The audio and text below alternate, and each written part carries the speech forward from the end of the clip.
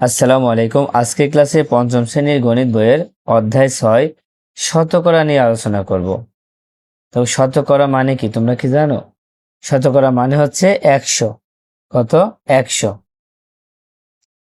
এই শতকরা অঙ্কগুলো কিন্তু খুব সহজ। যদি তোমরা বুঝতে পারো তোমাদের কাছে খুব সহজ মনে হবে, আর যদি না বুঝতে পারো তাহলে মনে হবে এই অঙ্ক সব থেকে কঠিন।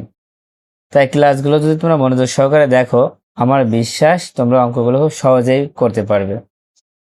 দেখো, আমরা যখন শতকরার অঙ্ক করব, বিশেষ করে মুনাফার অঙ্ক যখন করব, তখন আমাদের কিছু সূত্রের প্রয়োজন হবে। সেই সূত্রগুলা আমরা আজকে ক্লাসে জেনে নেব। ঠিক আছে? যদি আমরা প্রথম থেকে সূত্রগুলো মুখস্থ করি, তাহলে যখন আমরা ওই অঙ্ক আমাদের সামনে আসবে, তখন অঙ্কগুলো করতে আর কোনো সমস্যাই হবে না। তো চলো প্রথমে আমরা সূত্রগুলো জেনে নিই, তারপরে বইয়ের অঙ্ক নিয়ে আমরা আলোচনা করব। দেখো, শতকরা অঙ্কের জন্য প্রয়োজনীয় সূত্রাবলী। এখানে আমরা দুই ধরনের সূত্র লিখেছি। প্রথমটা হচ্ছে 1 বছরের ক্ষেত্রে। প্রশ্নে যদি শুধুমাত্র 1 বছরের কথা উল্লেখ থাকে, তাহলে সেই ক্ষেত্রে আমরা এই 3টা সূত্র ব্যবহার করতে পারবো। এই 3টা সূত্র কি? দেখো, আসল সমান বার্ষিক মুনাফা গুণ 100 বার্ষিক মুনাফার হার। তোমরা আমার সাথে মুখস্থ করো যে আসল সমান বার্ষিক মুনাফা গুণ 100 বার্ষিক মুনাফার হার। তারপর 2 নম্বরে আছে বার্ষিক মুনাফা সমান আসল গুণ বার্ষিক মুনাফার হার বাই 100। তারপর 3 নম্বরে বার্ষিক মুনাফার হার সমান বার্ষিক মুনাফা গুণ 100 বাই আসল। তার মানে এই 3টা সূত্র ব্যবহার করা যাবে শুধুমাত্র প্রশ্নে যদি 1 বছরের কথা উল্লেখ থাকে। দেখো, অঙ্কের মধ্যে যে কোনো বছরের কথা উল্লেখ থাকলে তখন আমরা এই 4টা সূত্র ব্যবহার করতে পারবো। সে 1 বছর হোক, 2 বছর হোক, 3 বছর হোক, 5 বছর হোক, আর 10 বছর হোক, যে কোনো বছর থাকুক না কেন, এই 4টা সূত্র জানলেই অঙ্কগুলো করা খুবই সহজ। তো 1 নম্বরে কি বলছে? দেখো, আসল সমান মুনাফা গুণ 100 বাই বার্ষিক মুনাফার হার গুণ সময়। তার মানে আসল যদি চাই তাহলে আমরা এই সূত্রটা লিখব। 2 নম্বরে মুনাফা সমান, যদি মুনাফা চাই তখন লিখব আসল গুণ বার্ষিক মুনাফার হার গুণ সময় বাই 100। তুমি মুখস্থ করে ফেলবো। তারপর 3 নম্বরে আছে সময় সমান মুনাফা গুণ 100 বাই আসল গুণ বার্ষিক মুনাফার হার। তারপর 4 নম্বর বার্ষিক মুনাফার হার সমান মুনাফা গুণ 100 বাই আসল গুণ সময়। তাই তোমাদের প্রথম কাজ হচ্ছে এই সূত্রগুলো সব মুখস্থ করা। সূত্র যদি তোমাদের মুখস্থ থাকে তাহলে অঙ্ক করা খুবই সহজ হবে। তারপরে দেখো, এই অধ্যায়ের মধ্যে লাভ ক্ষতির কিছু অঙ্ক আছে। তো লাভ ক্ষতির অঙ্কগুলোর সূত্র কেমন হবে? দেখো, যখন বলবে লাভ হয় তখন বিক্রয় মূল্য মাইনাস ক্রয় মূল্য হবে।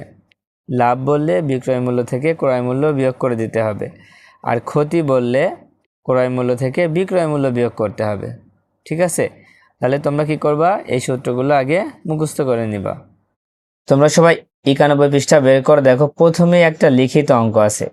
লেখা আছে কোনো বিদ্যালয়ের 4র্থ শ্রেণীর 50 জন শিক্ষার্থীর মধ্যে 20 জন ছাত্রী এবং 5ম শ্রেণীর 25 জন শিক্ষার্থীর মধ্যে 12 জন ছাত্রী। তুলনামূলকভাবে কোন শ্রেণীতে ছাত্রী বেশি? তো দেখো, এখানে কি লেখা আছে যে 4র্থ শ্রেণীর 50 জন শিক্ষার্থীর মধ্যে 20 জন ছাত্রী, আর 5ম শ্রেণীর 25 জন শিক্ষার্থীর মধ্যে 12 জন ছাত্রী। এখন কিভাবে বুঝবা যে কোন ক্লাসে ছাত্রী বেশি? তো এই অঙ্ক করার জন্য আমরা এখানে শতকরার সাহায্য নেব। শতকরা মানে কত বলেছি? 100 বলেছি, তাই শতকরার সাহায্য নেব। তো কিভাবে করবা? দেখো, এটা আমরা লিখিতভাবে করব। তো লিখিতভাবে করার জন্য আমরা প্রথমে লিখে নেব যে, দেখো তোমরা যদি অঙ্কটা লিখিতভাবে করো তাহলে কিভাবে লিখবা?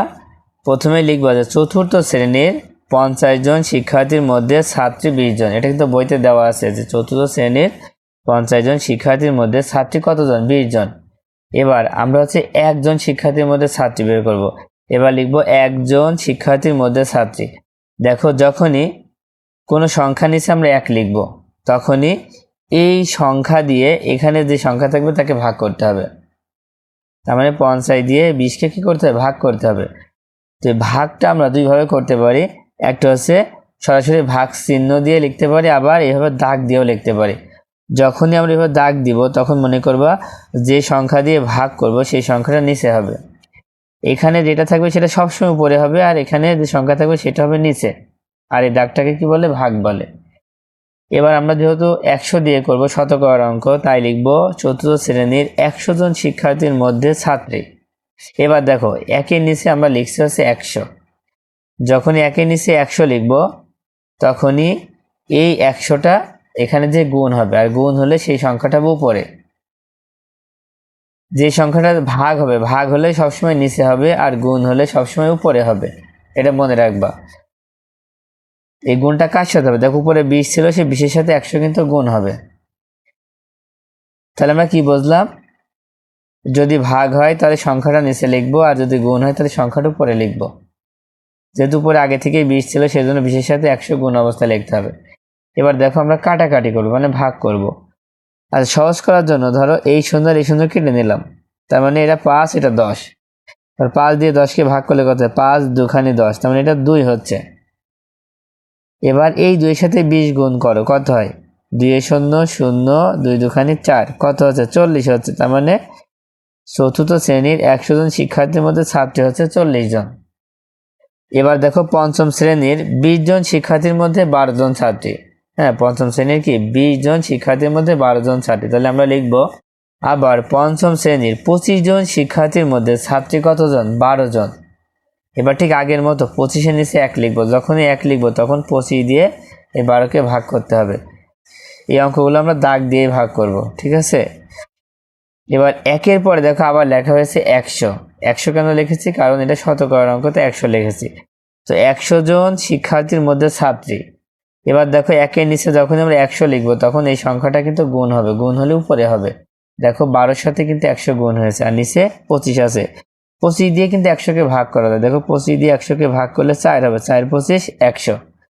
এবার 12 আর 4 গুণ করো, 4 12 কত হয়? 48। তার মানে 48 জন। তো এখানে আছে 40 জন, এখানে আছে 48 জন। এটা কত জনের মধ্যে? 100 জনের মধ্যে। তাহলে আমরা একটা তুলনা করতে পারি যে তুলনামূলক কোন শ্রেণীতে ছাত্র সংখ্যা বেশি। যদি আমরা এখানে তুলনা করি তাহলে কিভাবে তুলনা করবা? তাহলে আমরা দেখতে পাইলাম চতুর্থ শ্রেণীতে 100 জনের মধ্যে ছাত্রী আছে 40 জন, আর পঞ্চম শ্রেণীতে 100 জনের মধ্যে ছাত্রী আছে 48 জন।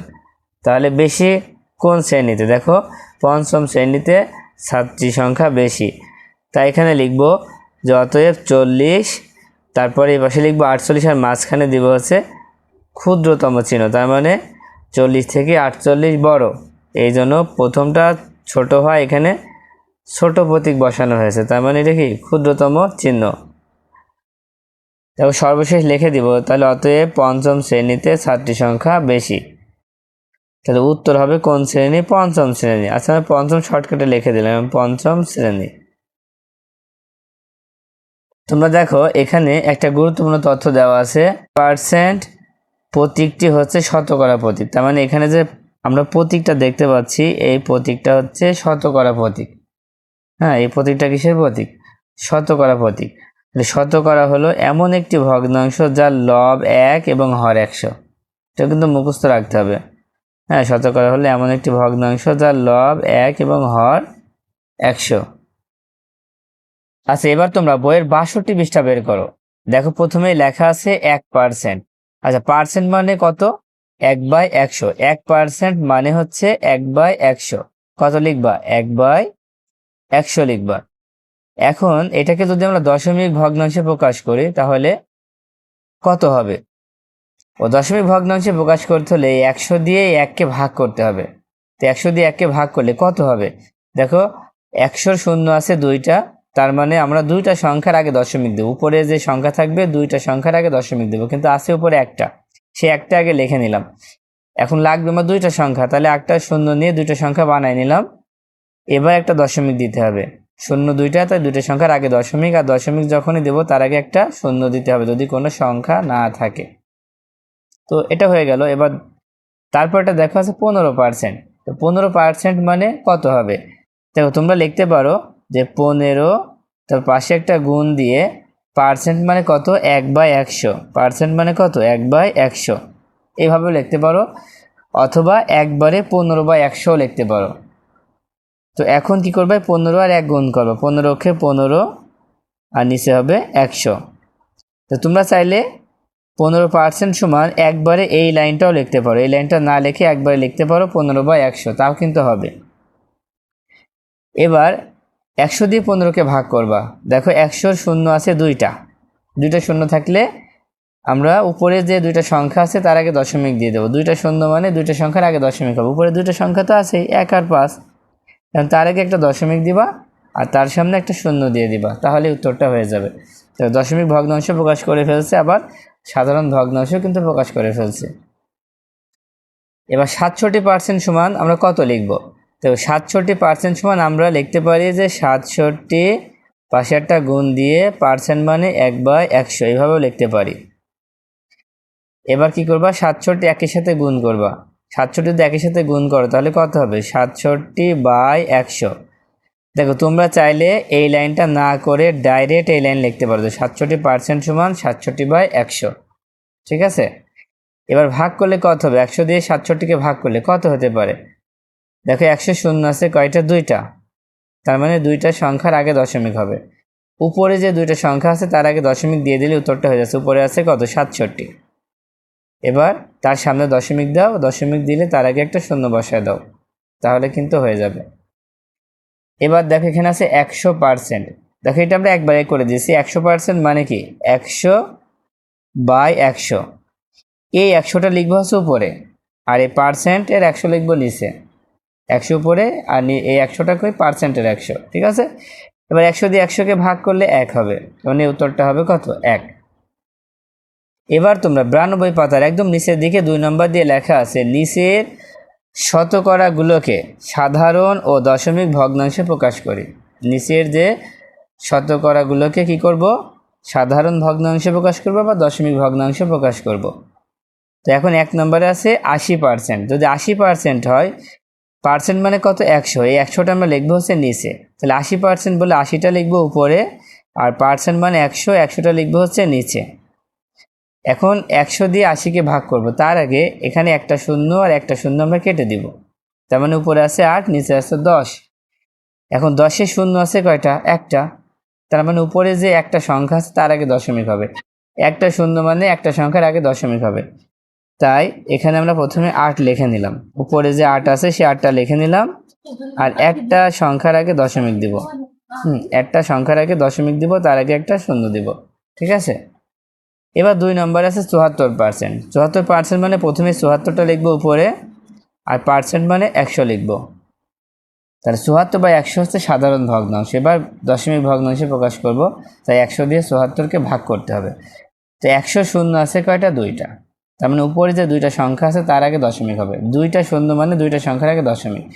তো 74 লিখে নিলাম, দুইটা সংখ্যার আগে দশমিক দিয়ে দিলাম, তার আগে একটা শূন্য দিয়ে দাও, তাহলে দশমিক ভগ্নাংশে প্রকাশ করা হয়ে গেল। এবার 3 নাম্বার খেয়াল করো, 81%। 81% হলে 81 লিখবো উপরে, আর পার্সেন্ট মানে 100 লিখবো নিচে। তাহলে 81/100 হচ্ছে 10। 81/100 হচ্ছে সাধারণ ভগ্নাংশ, আর দশমিক ভগ্নাংশ প্রকাশ করতে হলে 100 দিয়ে 81কে ভাগ করব। তো 100 শূন্য আছে দুইটা, তার মানে দুইটা সংখ্যার আগে দশমিক। উপরে যে দুইটা সংখ্যা আছে তার আগে দশমিক দিয়ে দাও। 81 লিখে নাও, তার আগে একটা দশমিক দিয়ে দাও, তার আগে একটা শূন্য দিয়ে দাও, উত্তরটা হয়ে যাচ্ছে।